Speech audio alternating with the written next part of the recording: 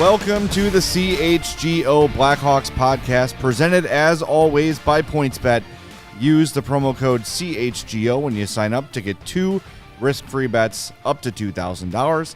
Happy Tuesday. I'm Jay Zawaski with Greg Boysen and Mario Tirabassi. We've got Lawrence spinning the dials, which there's literally nothing to spin. There's more of knobs and buttons and sliders and stuff, but we just like to keep the old lingo. Sliders? Sliders. That sounds fun. I'm hungry. Let's order some and then Mario's won't come. That's yeah. A tradition unlike any other. Yes. Delivery issues and the Masters. Yes. One and the same. Just like me and Justin Fields. Yeah. There you go. If that happens, he can have mine. I have never eaten a slider, nor will I ever want Not the biggest White Castle guy. Nope. The chicken sandwiches are good, Never. but the burgers, not. I'm good for White Castle once a quarter. Yep. That's Your quarterly like, report? Every now and again, the crave hits, and you're like, all right, well, I thought about it. Now I have to have it. So see, now like within the next 3 days, I have to have it because we're talking about it. But once a quarter, I'm good. My daughter loves them. I had a bad experience in my early 20s with a late night binge drinking session followed by sliders with a 8 a.m. hockey game the next morning. Oh, my Lord. That is why I do not Were you eat them. playing or covering? Playing. And apparently I was... Did the ice change colors that day? It almost did. Apparently, everybody else on my team was also out late, too, so we had just enough guys to start the game, myself included. So I had to play like 7 minutes straight on a belly full of like Busch Light and sliders. As soon as the first guy showed up, I waved him on the ice, went to the bench, and all of that exited my body quickly. Oh, man. So that is why I do not do White I'm Castle sure that anymore. bench smelled great. Oh, my Well, God. it didn't exactly smell good before. Well, It yeah. certainly didn't Smell after. worse. Yeah. Oh, that's brutal. I somehow improved that bench. I don't know how, but I did. Oh, It was man. not pretty. That's too much vomit in 24 hours for me. Yesterday, I was at the Cubs game, and it just I don't like the troughs. It's just I don't need to show everybody everything. So I usually go in the stall, and the guy next to me was just violently vomiting. Yikes. Okay. I got to get out of here fast. I got a Wrigley Field trough story, too. Did you water slide? I through did the not, trough? but I did at the slide. very first Foo Fighter concert at Wrigley Field. I ended up standing at the trough next to Edge and Christian of WWE fame. Nice. Oh, wow. Now, that's amazing. That's my claim to fame. Did you get I'd your like to hear more of I Did you did get not your say for photo the purpose opportunity? of flash photography? I didn't think that was appropriate at that time, but that's my claim to fame. I have peed next to Edge and Christian. There you That's go. amazing. Yeah, we are learning all kinds of You have any things. famous bathroom encounters? No.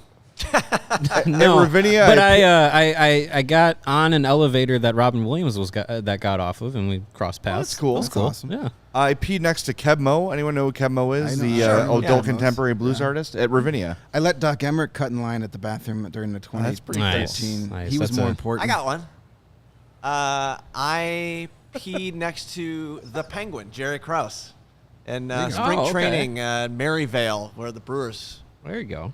do spring All training. right. Yeah. See? And my only other celebrity run-in, that not my only other, but one that it's worth noting, I once got into an elevator with Suge Knight in Nashville. Oh my Oh. gosh! Scariest 19 Yes. seconds I'm of sure. my life. Live to Get tell about out. it. I told my Thanks. girlfriend at the time, do not make eye contact, look straight ahead. This guy almost killed Vanilla Ice. He won't think twice about hanging us outside of a balcony. Big red Yeah. suit and everything. He had his entourage. It was frightening. man. You That should man have was just started intimidating. rapping. I should have. Because This is my moment. he probably gets that all the time. Yeah. Hey man, you got to hear what I'm coming up with. Got All some right, dope I will. rhymes. I If will you've say at the United Center covering games next to Gene Honda once. So there you go. See, I've There you drank go. with Gene Honda. You haven't drank with Gene Honda? Come on. Sprinkles Who with hasn't drank greatness. with Gene Honda? There's another off-season topic we can do. Coming this Friday, Sprinkles with Greatness. Who's the best celebrity you peed next to? Light them up. Put it in the chat. Let's hear all about it. All right, show we is- should get to this the old show has hockey gotten off because to it a is great what start. June I love 28th, it. June 26th. Hey, July. July. It's July. Damn. I mean, we've July had some serious 26th. topics the last couple of days. It's time to get silly Yeah. again. We need Yeah. to. let's talk about have peeing. Some fun. I'm with Neil in the chat who says he's convinced he has a nervous bladder because of the troughs Because at of the Wrigley troughs, when he yeah. was a kid. I- And well, yes, I can Yeah. believe that. It's a- nightmare scenario. I hate the troughs. Performance anxiety. Yeah, stage fright. Nope. Yeah. Stage fright is real. It That is. is real. That's It why is. I just go in the stall. You're by yourself. Got all the time you need. No one's looking at you. No one's gonna judge you. Right. Exactly. Talk more Well, hockey. Yeah, we're Josh told. is really excited about hockey on Talk July more 26th. hockey. Okay, Josh. Talk more hockey on July 24th. All no, right, I think let's get right to I think it. I know Josh, and Josh is kidding. He's being sarcastic. But Eddie Vedder at the Central Saloon in Seattle. What did Payroll host Mike said? He was on an airplane with Foreigner. All right, cool. Nice. Design Love, Eddie Vedder, Central Saloon, Seattle. That's a good story. See? I want the chat to be exclusively what celebrity and where have you peed next to?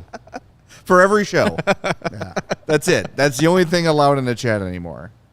Fantastic. All right, so what our plan was today. It was not to we have It was not this. This was not the plan. This took a weird turn right off the gate. Tomorrow is the 1 month anniversary of the Luke Richardson hire. It's only been a month. How would you judge him as a head coach after So, 1 month? He's a bum. He hasn't won a game yet. Get him out of here. I'm finally putting fingers to keyboard today, and I'm going to do kind of a monthly recap for allchgo.com. That'll be out tomorrow. But a lot's happened in the last month, including lots of player transactions, Hawks coming, Hawks going, all those sort of things. So we're going to get into where have some of the Blackhawks that were on the team last year, where did they end up, and what can we kind of project for their seasons going forward. But first, the three of us got a lot of messages this weekend when the Matthew Tkachuk trade happened. And if you missed it, Calgary Flames superstar Matthew Tkachuk was traded to the Florida Panthers for Jonathan Huberdeau, Mackenzie Weegar, Cole Schwindt, and a lottery-protected first-round pick in the 2025 draft. That is a massive, massive haul for a really great 25-year-old superstar player. Unicorn is the term that I heard a lot. Unicorn is correct. I still think the fact that it seems like Huberdeau and Weegar are going to sign long-term with Calgary, that Calgary wins that trade. If they do. But a lot of people were thinking, well, wait, how did they get that much for Matthew Tkachuk and the Hawks only got what they got for Alex DeBrincat? Mm-hmm. Well, there's a couple of reasons. Yeah. First of all, Calgary's not looking to rebuild. They're looking to reload after losing Gaudreau and having to trade Tkachuk. Different situation.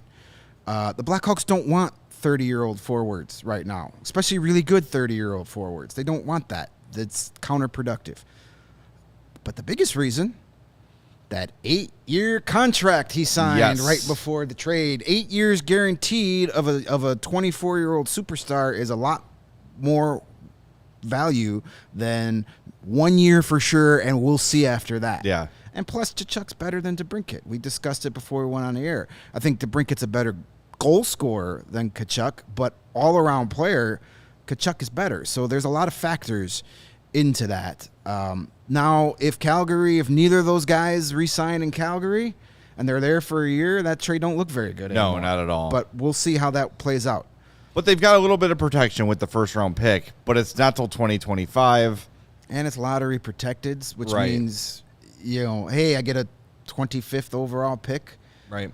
And 1 year of Jonathan Huberdeau doesn't sound great, but we'll see what happens. If they sign one of those two, it even still works out pretty well. I don't know much about Cole Schwindt as a prospect, but cool name though. Yeah, Schwindt. Got his Kind of reminds me of Wayne's World. Swing, swing.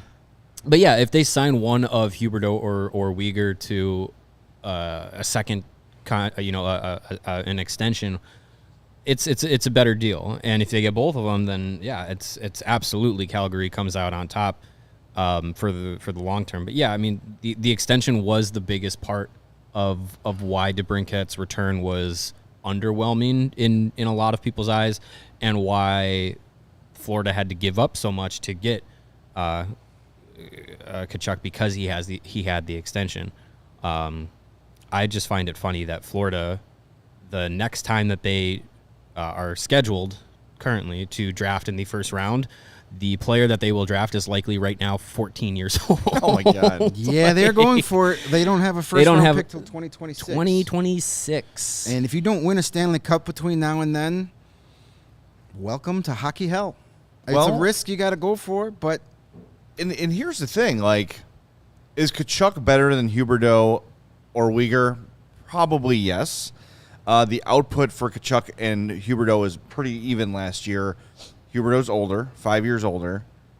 I feel like Florida probably got worse with the trade. I think they did downgrade for this year. We'll see how it is going forward. Yeah. If they felt that they couldn't re-sign Huberdeau and Uyghur, then 2 years from now they're better.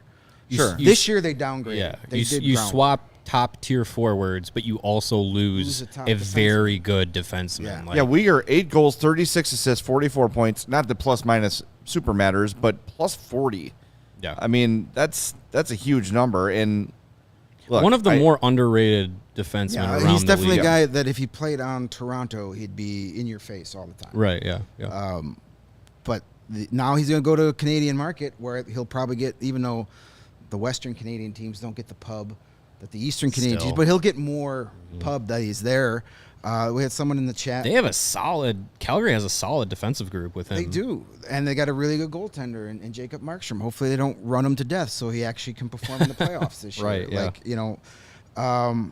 We had, let's see here, Narfin26 says the real question is how Tkachuk will do without having Gaudreau. Well, that's he a very has- good. Yeah, He has Alexander Barkov, who so last time I checked, pretty decent. not bad. Yeah. You could say that same question about Alex DeBrincat now that he doesn't have Patrick Kane. So we're going to see how these guys do. I think Tkachuk will be a lot better without Gaudreau than DeBrincat situation. Though DeBrincat in Ottawa, I still think, man, you pair up DeBrincat with Timmy Stützle, and that could be deadly. That could be They have really good. they have a really good young forwards group. We were mentioned it before the show. I think it was Cap Friendly. Their Cap Friendly depth charts. They tweeted out the youngest projected roster for the forwards group in the NHL, and the youngest by a full year was Ottawa at 24 and a half years old. DeBrincat, Stützle, Josh Norris, Drake Batherson, Brady Tkachuk, like that's if they can convince DeBrincat to stay beyond this season. I mean, it's still the Ottawa Senators, but I think they have a really good shot at being like not bottom of the league, not a joke anymore. think If they do some things right, They can contend for a wild card spot. I think so. Yeah. If they get some goaltending. goaltending and defense, yeah. Yeah. Other than that, they're fine. But the future of their forwards group looks real nice. They've got a nice that's for sure. core there. That's what we want to see in Chicago in 3 years. Exactly. Yeah. That's the kind of thing you want. And Erica says, am I crazy for thinking that the DeBrincat trade isn't as bad as fans are saying? Sure, the Hawks could have kept him till the trade deadline, but what would the value be then? You're not crazy, Erica. It's not as bad. It's underwhelming. It's not awful, because when you got to think the long goal here. Trading Alex DeBrincat was done to try to get the number 1 pick, or at least a top 2 or 3 pick in next year's draft. That's why you did it. So if the Alex DeBrincat trade nets you Connor Bedard, you essentially traded Alex DeBrincat for Kevin Korchinski and Connor Bedard. Hell yeah. Yeah, another thing too, by trading him at this draft, it gets you a year jump start on the rebuild.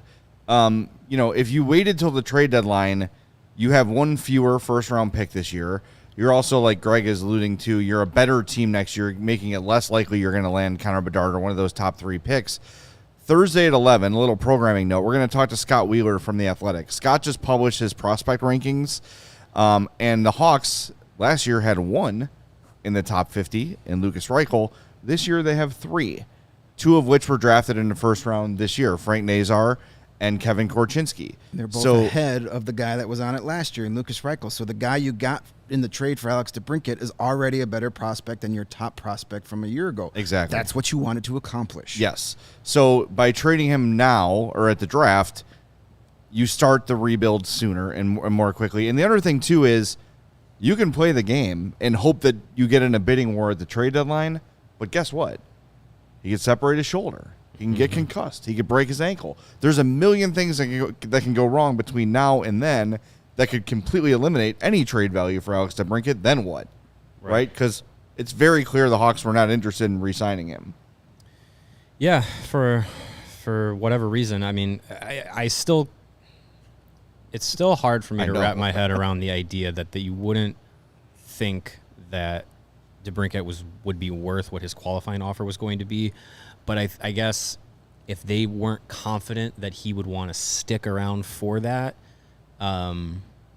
it makes that negotiation harder sure. Also, the fact that we've heard nothing about the Senators trying to extend him right now tells me he wants to hit that open market. Yeah, I mean, he might see, okay, I see this young group in Ottawa.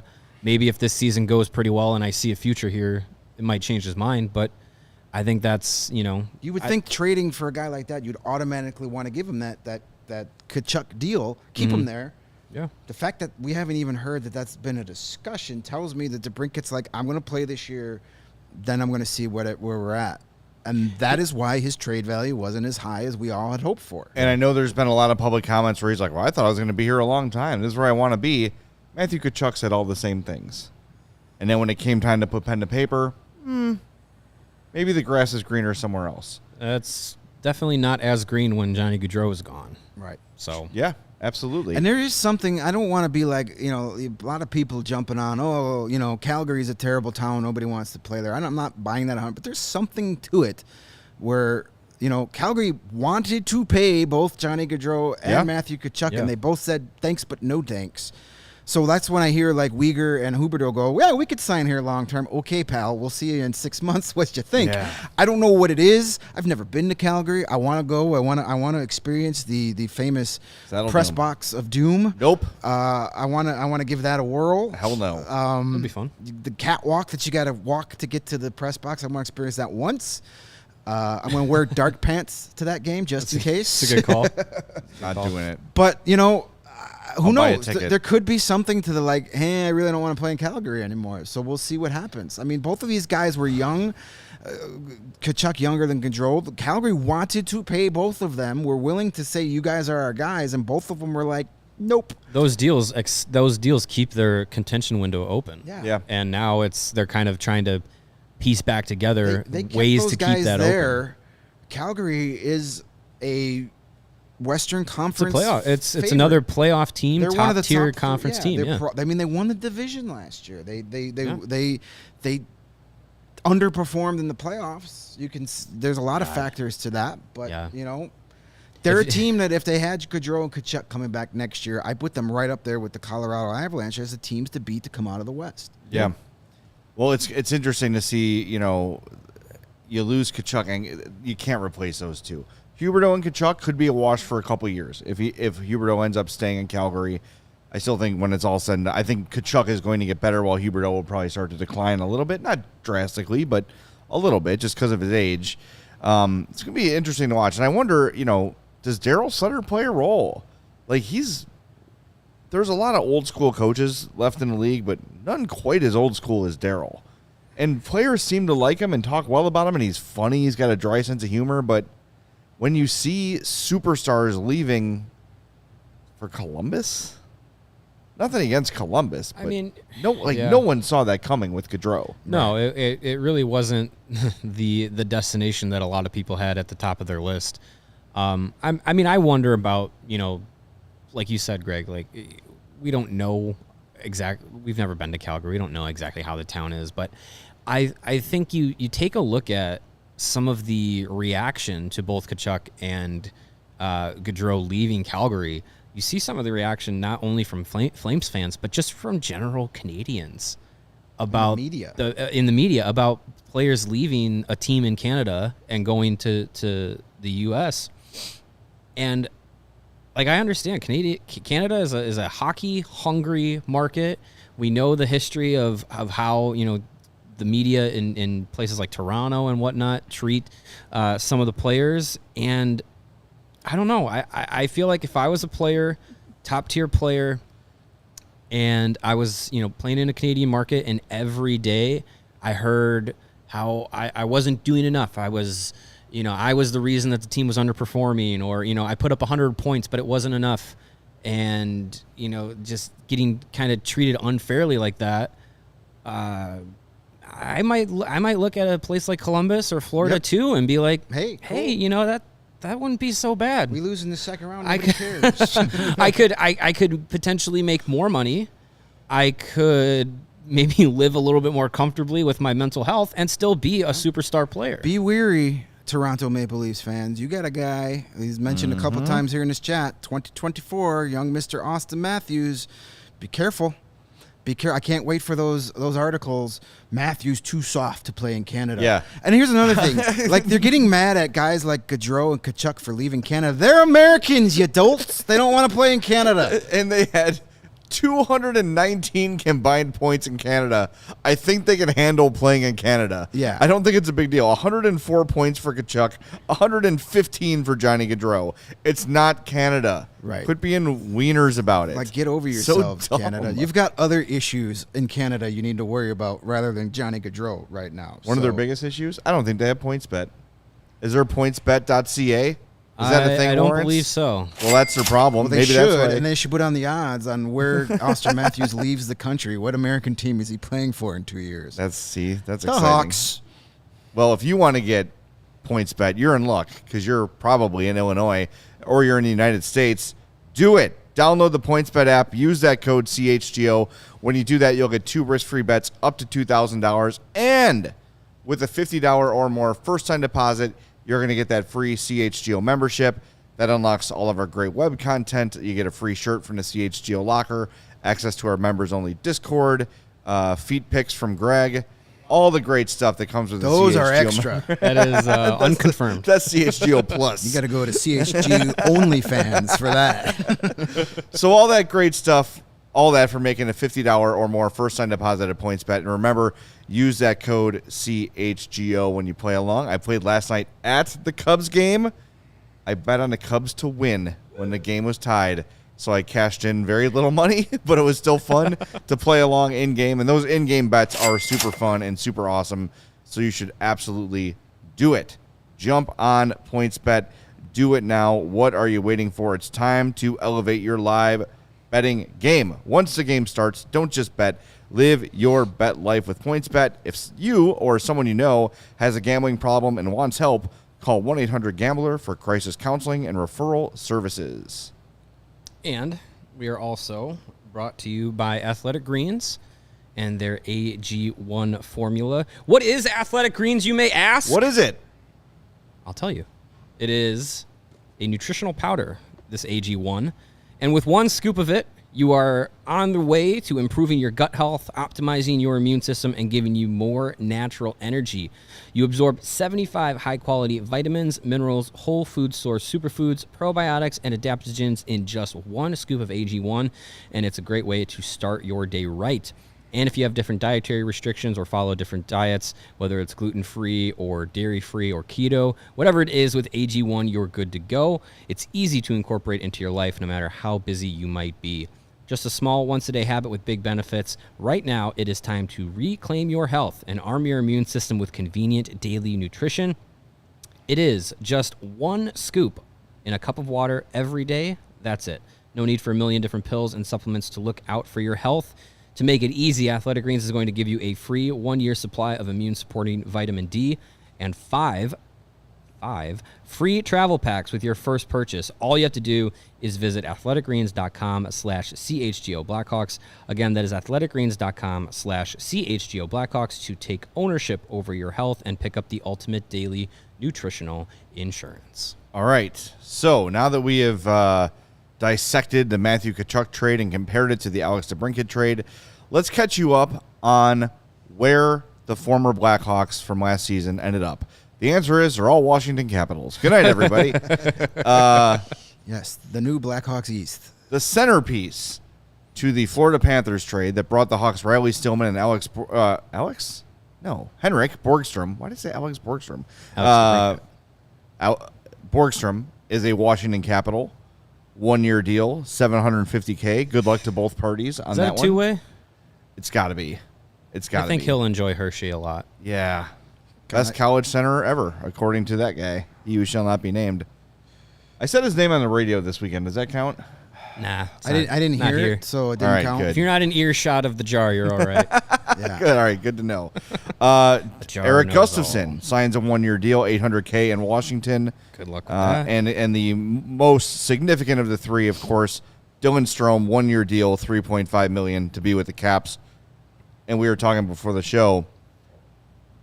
Dylan Strome has to play without Patrick Kane and Alex DeBrincat, but he gets to play potentially with Alex Ovechkin. Backstrom's out for Not sure about that, but yeah. There's no Backstrom. No Backstrom for what? He had A couple months, at least surgery, to like right? November or December, like a Yeah, significant time. He'll miss the start of the year. So, yeah, Strom will have a good opportunity. Hey, Dylan, pass to the left. That's all you got to do, my guy. Just work on that pass to the left, head to the nets. You're going to have a good season. I'm actually happy for Dylan Strome. I hope he rides the Ovechkin effect to a career year. I like Dylan Strome. He's a nice kid. Dog guy. Gotta love a dog guy. Gotta love a dog guy. And he's just, I don't know what it is about NHL GMs. It's just they're all crapping on Dylan Strome. They're like, he's a good player. He's not a great player, but he's a good player. And if you put him around other good players, he's gonna do good. It's weird how that works. It took the Blackhawks 3 years to figure that out. It's just funny that that's the knock on him. Well, he only produces when he's with good players. When everybody else. When we put him with shitty guys, he's really not doing anything. Yes. It's like the same thing with Philip Kurashev. When we play him on the fourth line, he stinks. But when we put him with Patrick Kane, he's pretty good. Somehow he's not racking up points with Reese Johnson and Sam Lafferty. What's wrong with this guy?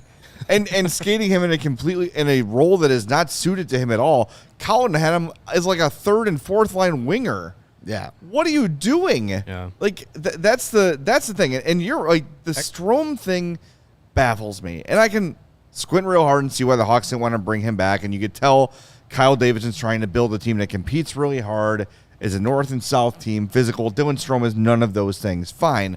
But he's a good player. And the fact that, like, from what I was told, the best offer the Hawks got for Dylan Strome was a 6th-round pick.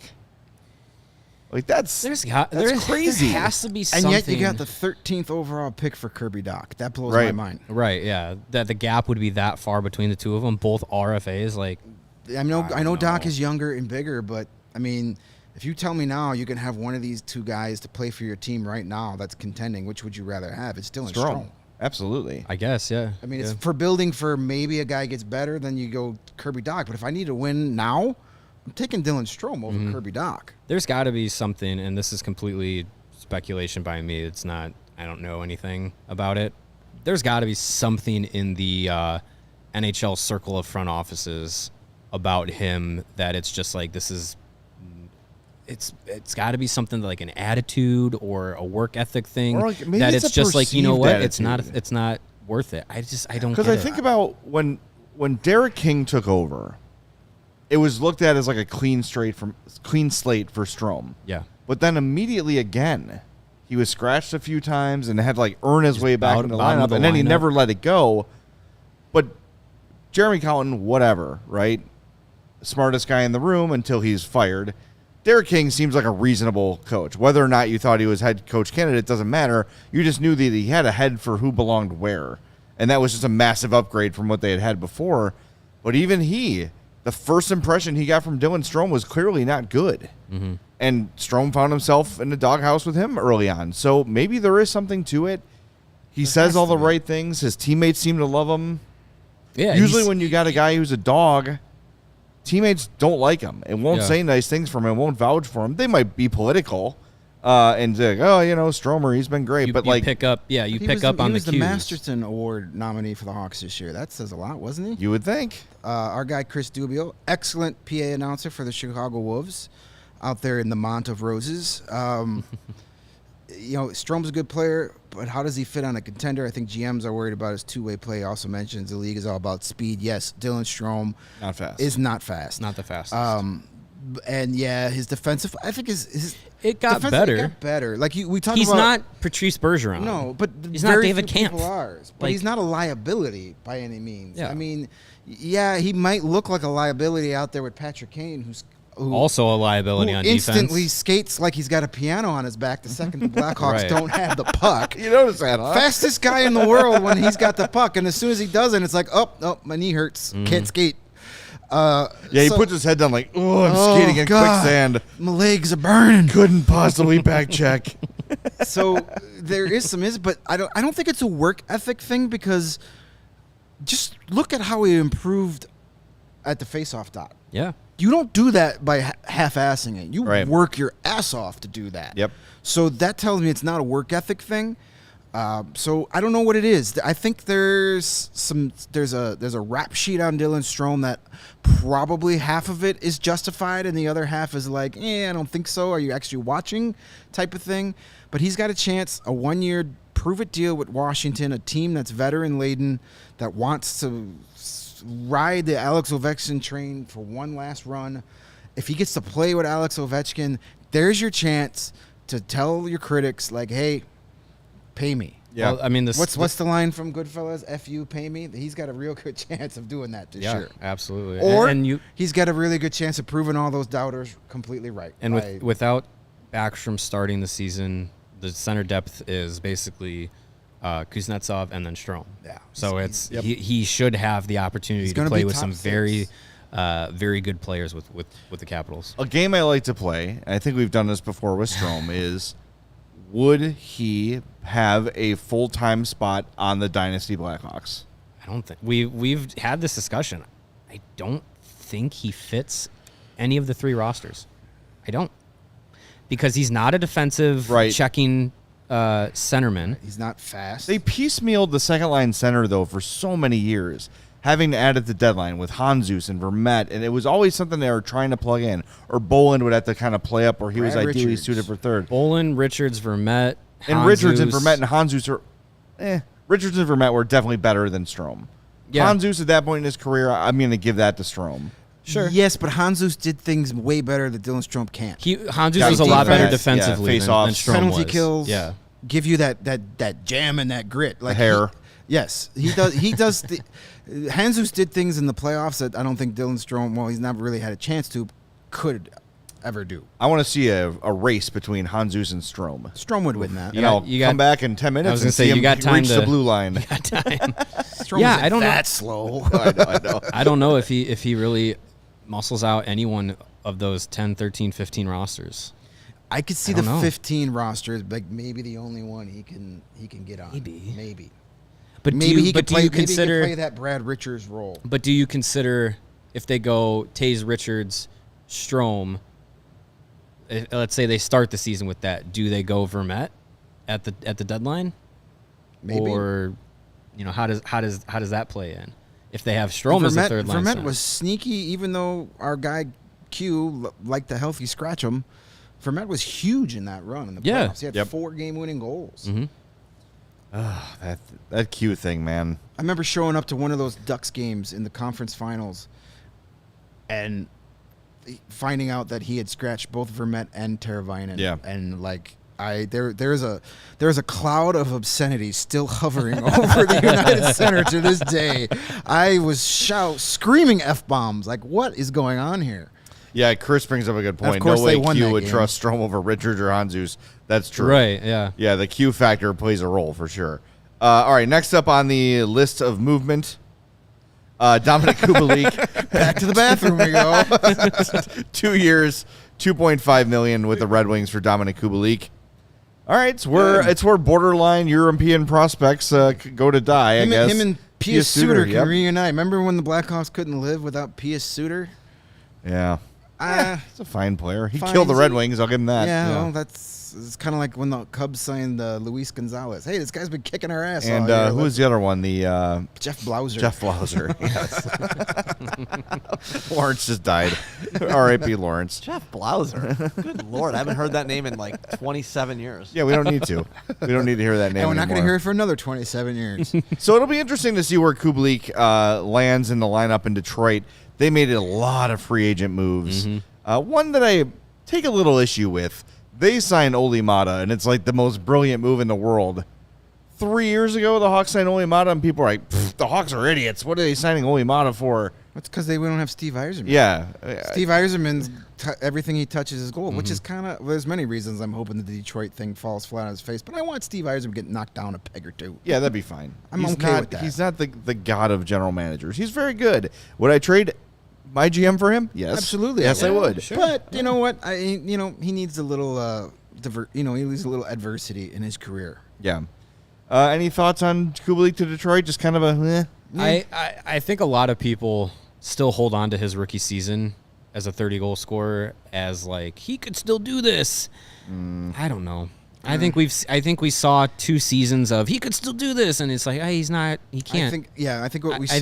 I think he rode Jonathan Taze's last good season that he probably had in him.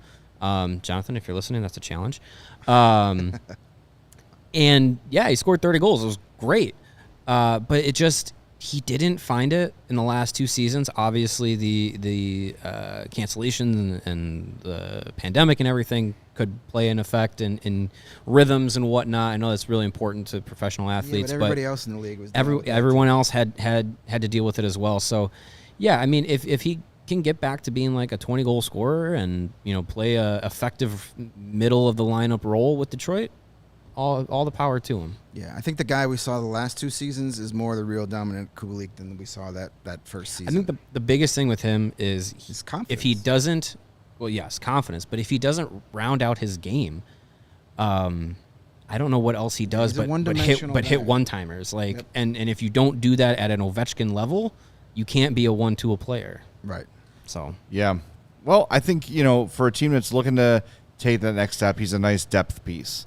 That's got to be his role. Next up, at the draft, everybody knows Kirby Dach traded to Montreal. Interestingly, still without a contract, restricted free agent, no contract yet with Montreal. It'll get done. It's just a matter of when. He was on, if you want to hear Kirby Dach say absolutely nothing of interest, he was on John Scott's podcast the other day. I turned into that like, we're going to get some dirt. And it was like, oh, God. He spent 17 minutes talking about the Blackhawks, and I learned nothing. Nothing. And he was literally being made fun of by Scott and whoever he hosts with for saying nothing. Well, I first saw that it was a podcast brought to you by Hockey Fights, and they're having Kirby Dach, and I was like, yeah, this is not going to be worth my time. The one thing he did say, John Scott said, like, which Hawk would you like to fight? And he said Jonathan Toews, but only because they used to, like, playfully wrestle. They would wrestle at stuff in the locker room, which is weird. But cool, whatever, do your thing. I guess he got, he handed him his lunch at the face-off dot all practice long. He attacked him in the locker room with a chair. Can you imagine? That's the way to go, I always thought about that. Like, Kirby Dach's working with Jonathan Toews to get better face-offs, and Toews just like, win. No. It's like the scene in Spaceballs where, what's his name? Lone Star is holding Dark Helmet by the head, and he's just swinging away. Yeah, it's sad. Losing every face-off is not a way to learn how to do it. Yeah.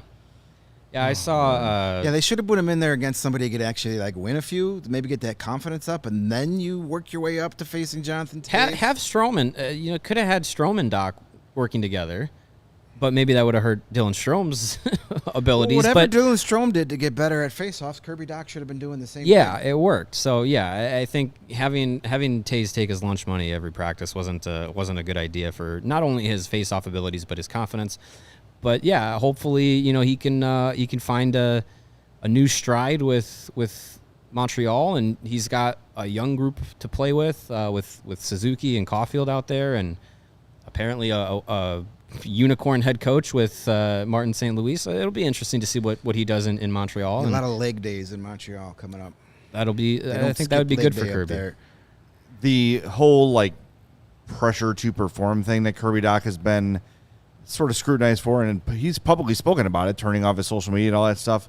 He said the night of the draft he had to turn his phone off too because he was hearing the trade rumors, and he went and worked out. I mean, I feel like if I was in that situation and everyone I know is seeing my name as a trade rumor and everyone I know is calling me, I'd probably turn the phone off too. True. But if the pressure to perform is not your thing, good luck in Montreal, buddy. That's all I gotta say. Yeah, good luck in Montreal. If you thought the pressure in Chicago was high, I just hope that, look, I wish him the best. I really like him. Like we've said, super great kid.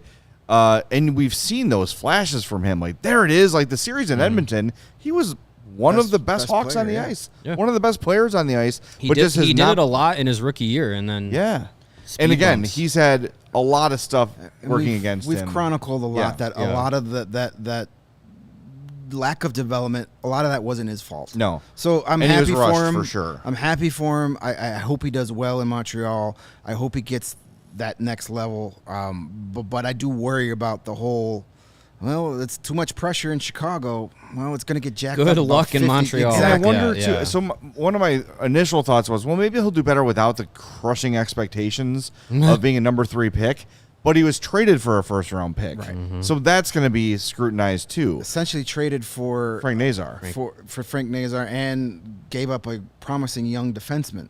Yeah. To get, that was the first part of the pick. They traded Romanoff to the Islanders to get the 13th pick, which they then flipped to the Blackhawks for. Right. So they essentially traded Romanoff and Frank Nazar for Kirby Dach. And a third-round pick. And the third I don't remember who yes. it was used on, but Probably I think a guy it was named 66? Look that up. Was it Luzinski? I think it was Ludwinski went in what was the Ottawa pick in the second round. All right. Michael says if Lake Michigan was the net, Doc would hit the post. That's just mean-spirited, Michael. Come on, man. I know, that's funny, though. It is That's funny. funny. You're not wrong. kind of What the other funny Our thing beacon of positivity, Michael, in the chat. Kirby Doc said to John Scott, he's like, I'm more of a pass guy. No You kidding. think? Yeah. My God, it's Yeah, all he that's, does. not No, surprising. I do wish him well, and I hope he becomes a star in Montreal because I don't think it was going to happen here. If you missed it, Alex DeBrincat's in Ottawa. We talked about that. Ryan Carpenter, remember him? Gavin Hayes was the pick. Oh, there we go. Gavin Hayes, 66th overall. Ryan Carpenter, 1 year, $750K with the Rangers. So a nice depth Good signing for a depth team with move for the Rangers. with Stanley Cup. I don't know, hopes and Aspirations. dreams. Thank I you. like That's Ryan the word. Carpenter, I saw online he grew up a Rangers fan, right? Yes, I think I I saw did that see that. correctly. So Very yeah, cool. so that's cool for him. Yeah, no, I like Ryan Carpenter. You can only be traded to where you're a fan of. Yes, that's Don't true. forget that. No, I thought That it was is your true. hometown. We're usually the I same, think yeah. he's from New York. Well, then I don't know. I like could him be as much making as all I these used things to. up. I'm not 100% sure. I no longer like him. Calvin DeHaan, Brett Connolly, still unsigned. By the way, Calvin DeHaan joining the show next week. Hey, Don't miss that. Yeah, hopefully Can't he'll wait to come talk on to and him. break the news of where he's of going. where he's going. We're gonna hopefully break. No, I'm just kidding. We're not. No, But, he probably won't. Good for Calvin. He's a good dude. I'm looking forward to that. Marc-Andre Fleury, Blackhawks legend, 2 years, $3.5 million to stay with the Wild. Ryan Carpenter is from Florida. So the Wild, Never mind. I don't know. You know, The Wild had their window, and it is going to shut real fast. yeah, I think it's shut already, isn't it? But how This is open the year was all the that Parisi window? and Suter stuff comes down. No. I think that's this year it starts. Yeah. Yeah, And it goes forever. yeah. They're gonna be paying those guys off by the time. Bobby Bonilla's done getting paid. Yeah, maybe it goes on for a long time. They have screwed themselves.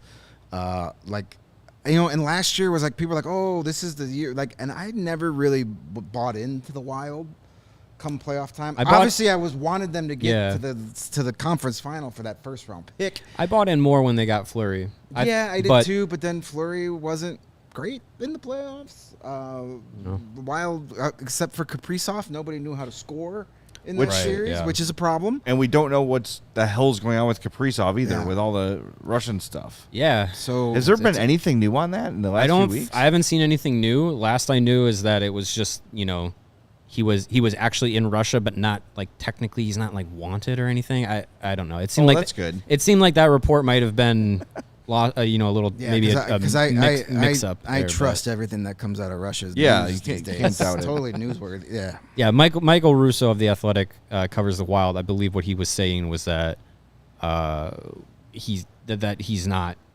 in trouble in Russia. So, but He's not yet. still, I mean, you never know. It's a big scary. old question mark. When anytime the Russian government is said to be looking for you, it's a little off-putting.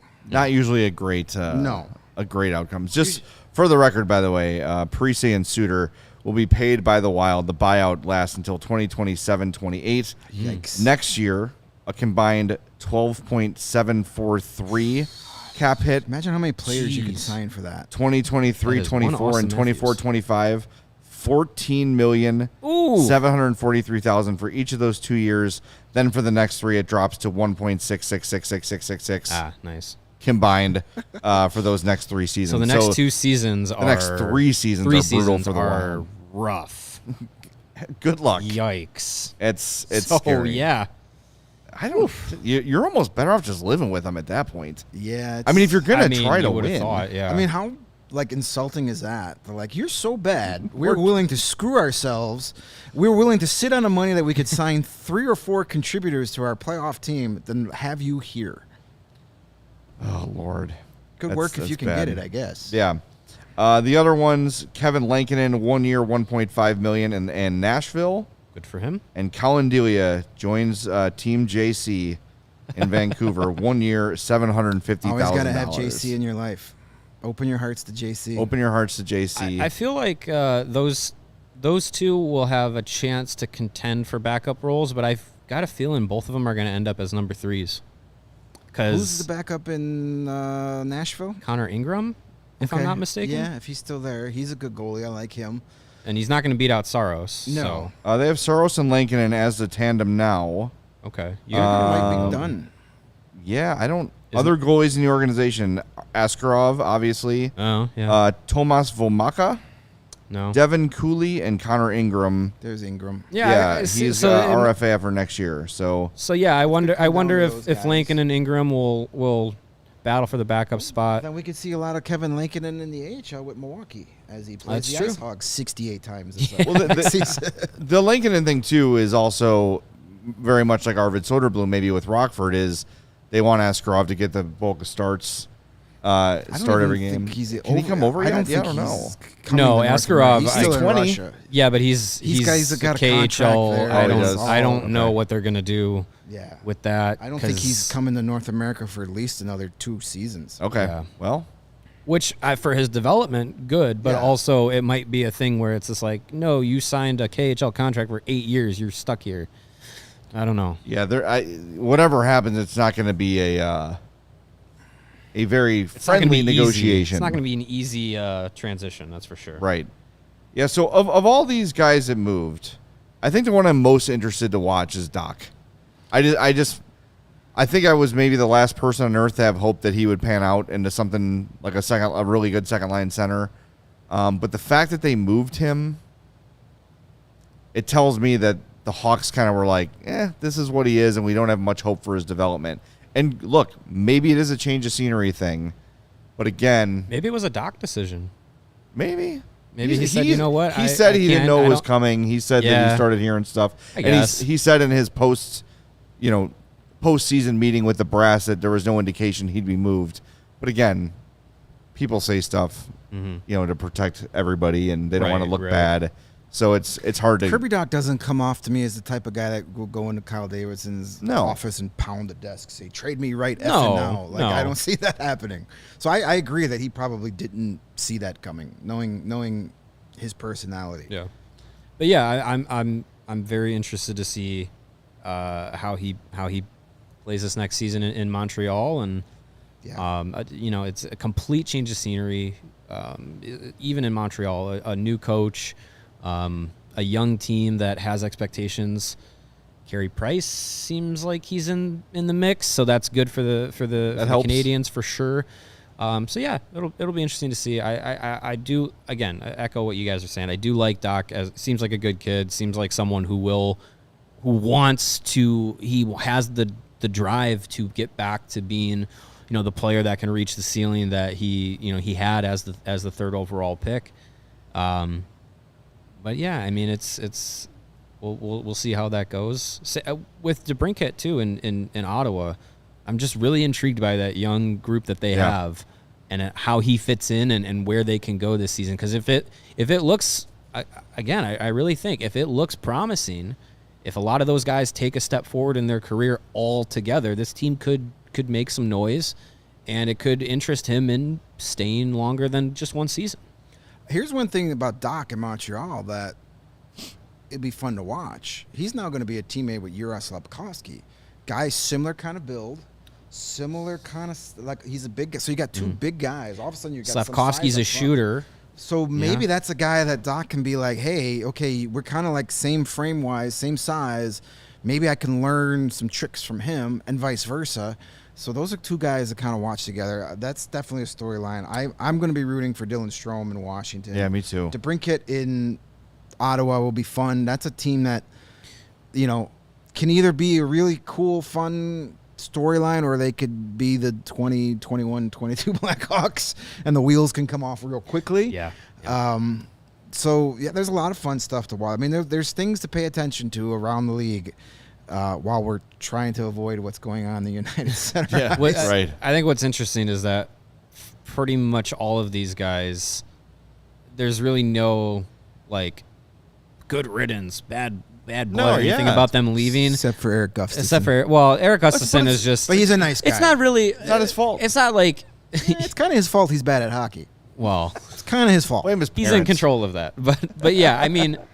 It's not really you knew he wasn't coming back, so it was just like, well, we said it's not that, like we we were said like, that oh, 2 years ago, Eric, too. come back, like we want you. It's like, no, like go on, do do your thing wherever you're going to Yeah. be. It's more of good luck to Washington for giving him that deal. Right. A couple chats we should address. No Roids Just Rage says, in your opinion, if the Hawks pick second overall next season, would Michkov be your pick or Fantilli? Considering Michkov is signed until 2026. Fantilli. Yes. So who did you want? Adam, if it's number 2, it's Adam Fantilli.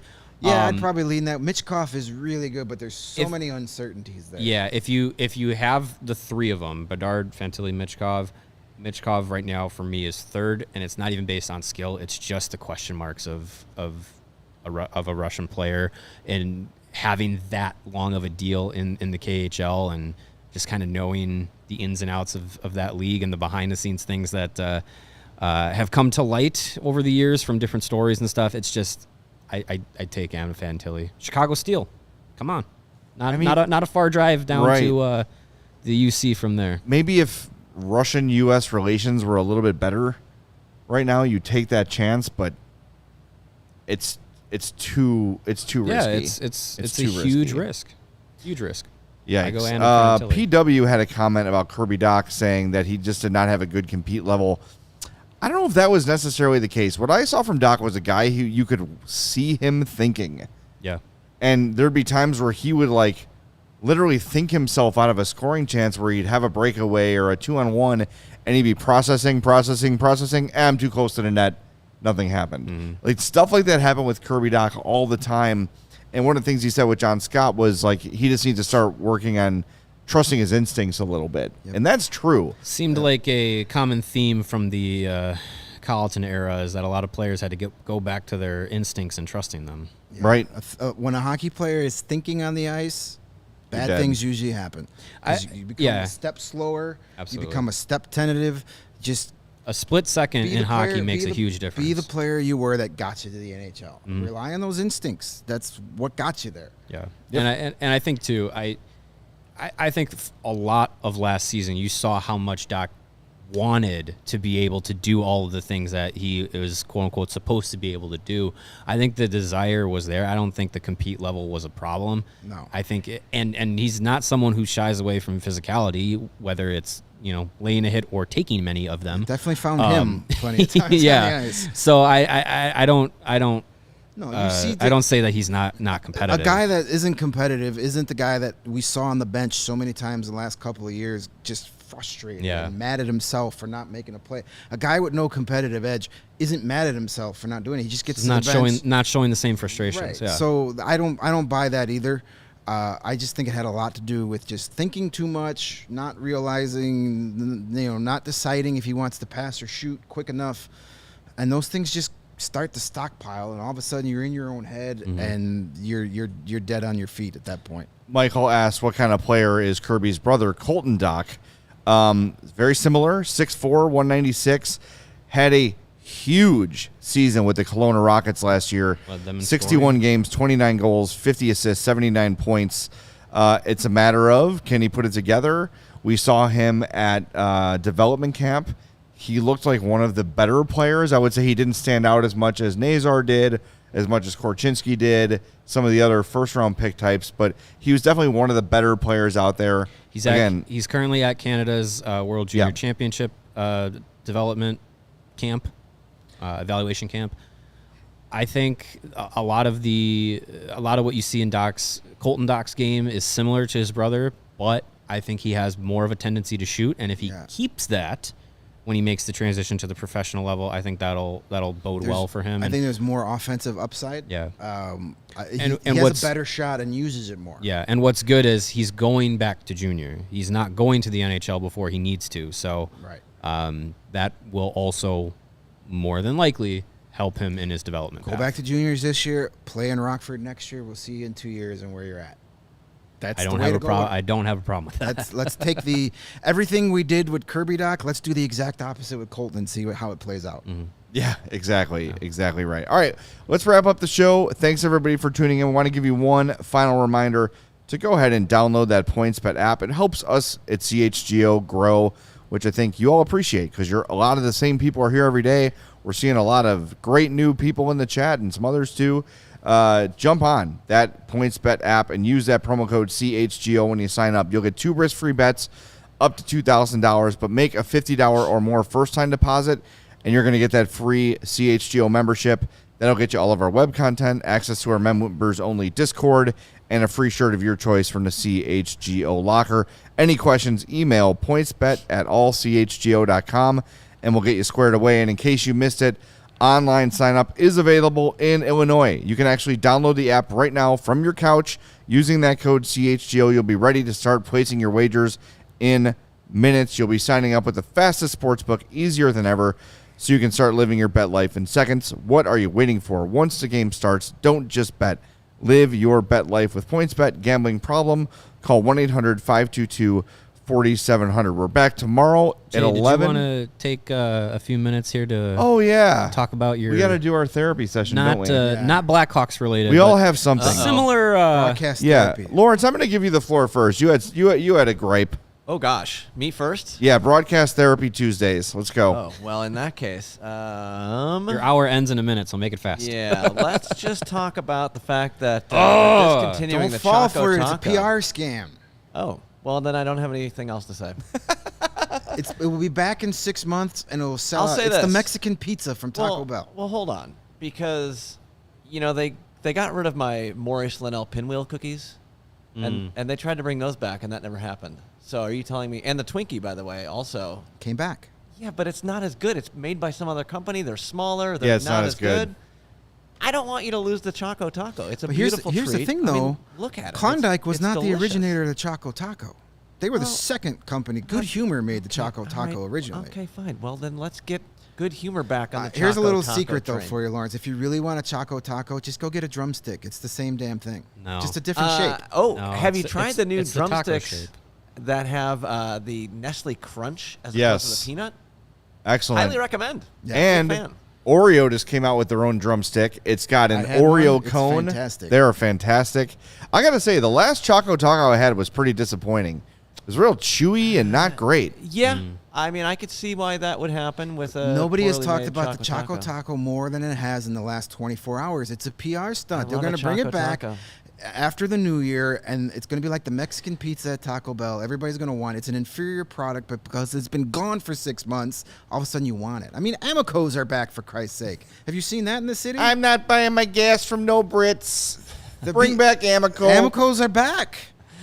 Well, Nothing just- stays away okay, forever. fine. Just like Jay and his sliders, I now want to eat a Choco Taco. So I guess that All right. done me. All right. Are you want to go next? This is kind of a co-bitch that you and I have. Yes. That once co-bitch. again at SummerSlam, Roman Reigns and Brock Lesnar are fighting. Yeah. Volume 75. Let's see how lame of a finish we can do this time.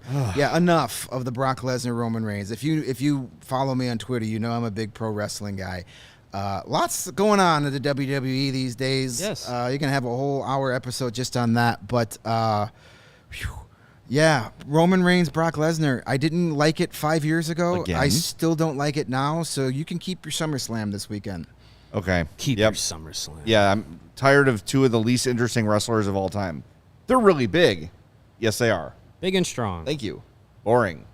My Brock- favorite thing of all time Brock was Smash. the Brock Lesnar, Roman Reigns. I think the first time they did it at WrestleMania was Seth Rollins did the Money in the Bank thing and won the title. Remember the Deadspin series, Why Your Team Sucks? Yes. There was a comment in one of the Minnesota Vikings one that I will always remember. It said, just think of this.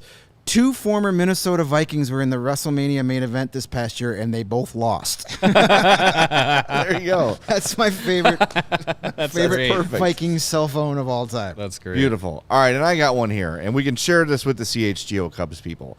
And I'm going to qualify this by acknowledging that I am fully on board with the Blackhawks rebuild. I am not on board with the Cubs rebuild.